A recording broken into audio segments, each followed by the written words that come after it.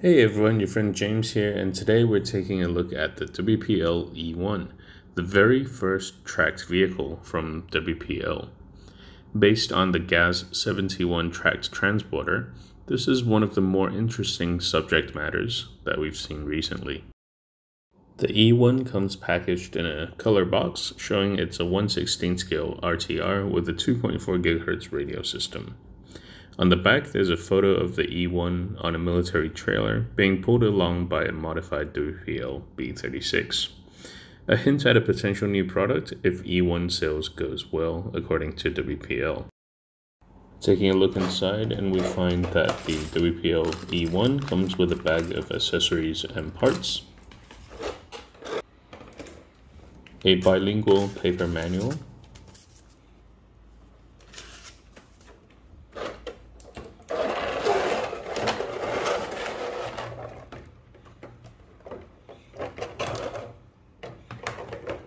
then there's the tracked vehicle itself and a 2.4 GHz radio, the form factor of which is pretty familiar to us WPL fans.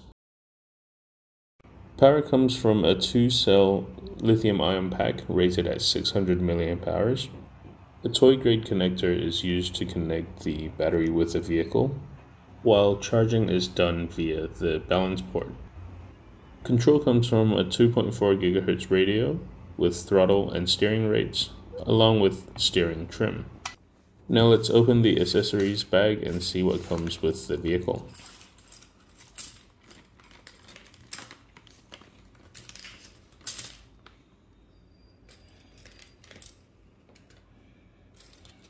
First of all, the USB charger rated at 7.4 volts, 500 milliamps.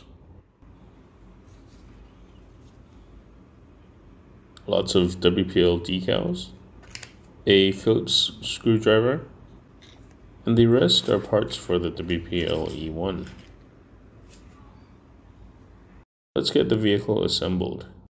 I kept all the parts together, but for some reason the lens for the spotlight didn't show up. I did run into a few small issues assembling the E1. First of all, the photos on the manual weren't fantastic, so some guesswork was used to assemble the vehicle.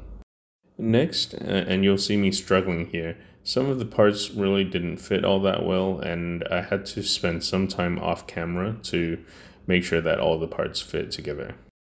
Despite the difficulties, I was very much impressed with the amount of scale detail that went into the E1, even with parts like the exhaust that were eventually covered up with a panel. The windscreen wipers were a little finicky, and I decided to use some super glue to ensure that they won't fall off. So after some frustration getting parts to fit, the E1 was fully assembled.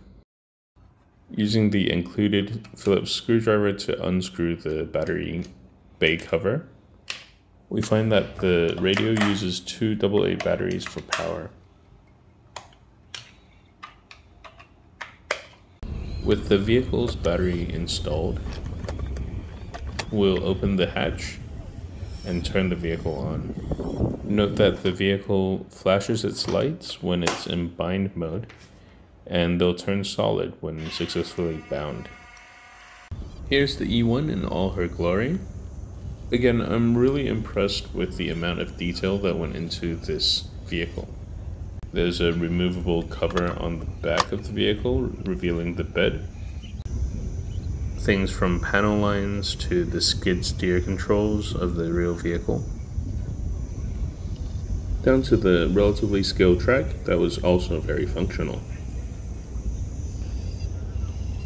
Even vents and panels are lovingly recreated on this vehicle.